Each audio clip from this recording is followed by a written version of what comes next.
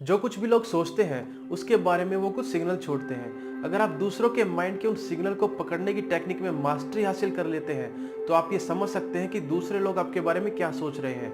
अगर थोड़ी प्रैक्टिस के साथ थोड़े स्किल्स डेवलप किए जाए तो आप भी माइंड रीडिंग सीख सकते हैं। हार्वर्ड मेडिकल स्कूल के एक प्रोफेसर ने ह्यूमन साइकोलॉजी के बारे में रिसर्च की और रिसर्च करने के बाद उनको पता लगा कि ह्यूमन बींग्स के अलावा कुछ ऐसे एनिमल्स जिनका डीएनए ह्यूमन बींग्स से मैच करता है, उनके पास पहले ही कुछ ऐसे न्यूरॉन्स होते हैं जो दूसरों का दिमाग पढ़ सकते हैं। इसलिए हमारे अंदर पहले से ही नेचुरल ये टेंडेंसी होती है कि हम दूसरों के दिमाग में चलने वाले थॉट्स का पता लगा सकते हैं। कई बार ऐसा होता है कि कोई आपसे कहता कुछ और है लेकिन उसके दिमाग में कुछ और चल रहा होता है। तो किस तरह से आप उसके दिमाग की सच्चाई का पता लगा सकते हैं, उसके लिए आपको कुछ पॉइंट्स को ध्यान में रखना पड़ेगा। नंबर 1, जब भी कोई आपसे कुछ कहता है, अपनी बात को आप तक पहुंचाने के लिए उसके बोले गए वर्ड्स केवल 7% तक ही उसका साथ देते हैं। बोलने वाले पर्सन का इस एरिया पे पूरा कंट्रोल होता है, इसलिए किसी के वर्ड्स को सुन के आप ये अंदाजा नहीं लगा सकते कि वो आपसे सच बोल रहा है या नहीं।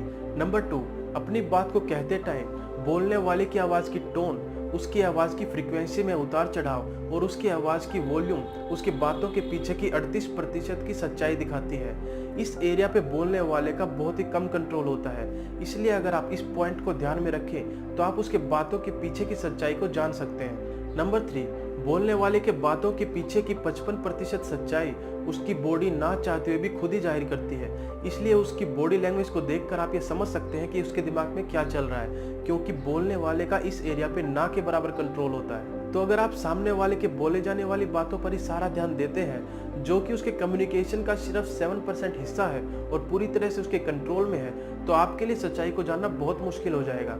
लेकिन अगर आप पॉइंट नंबर 2 और 3 पर ध्यान देंगे, अगर आप उसकी बॉडी लैंग्वेज और उसकी आवाज़ की टोन पे ध्यान देंगे, जो कि उसके कम्युनिकेशन का 93% हिस्सा है, आपके लिए सच्चाई को जानना बहुत ही आसान हो जाता है, क्योंकि ये चीज़ें उसके कंट्रोल के बाहर होती हैं। इसकी वजह हमारा नेचुरल इंस्टिंक्ट यानी कि हमारा सहज ज्ञान होता है। इवोल्यूशन के टाइम पर आज से हजारों साल पहले जब हमने बोलना नहीं सीखा था, तो अपनी बातों को कम्युनिकेट करने के लिए हम अपनी आवाज़ की टोन, आवाज़ की फ्रीक्वेंसी में चेंज और बॉडी लैंग्वेज की हेल्प से इशारों में बात करते थे, जैसा कि आजकल ज़्यादातर एनिमल्स करते हैं। इसी वजह से बॉडी लैंग्वेज को एनालाइज करके सच्चाई को पहचानने की हजारों साल पुरानी वो टेंडेंसी आज भी हमारे सबकॉन्शियस माइंड में मौजूद है।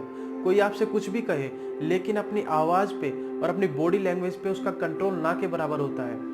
इसलिए जब भी आप किसी से बात करें तो उनके वर्ड्स के अलावा उनकी आवाज़ और उनकी बॉडी लैंग्वेज पे भी ध्यान दीजिए। अगर ये तीनों आपस में मैच ना करते हो और तीनों अलग अलग मैसेज शो करते हो, तो आपको ये पता चल जाएगा कि सामने वाला आपसे सच नहीं कह रहा है। और अगर ये तीनों पॉइंट्स आपस में मैच करते हो और एक ही मैसेज शो करते हो, तो काफ़ी हद तक पॉसिबल है कि सामने वाला आपसे सच कह रहा है। आज का ये वीडियो आपको कैसा लगा हमें ज़रूर बताइए। हमेशा हंसते रहिए, खुश रहिए और मैं आपसे मिलता हूँ हमारे अगले वीडियो में।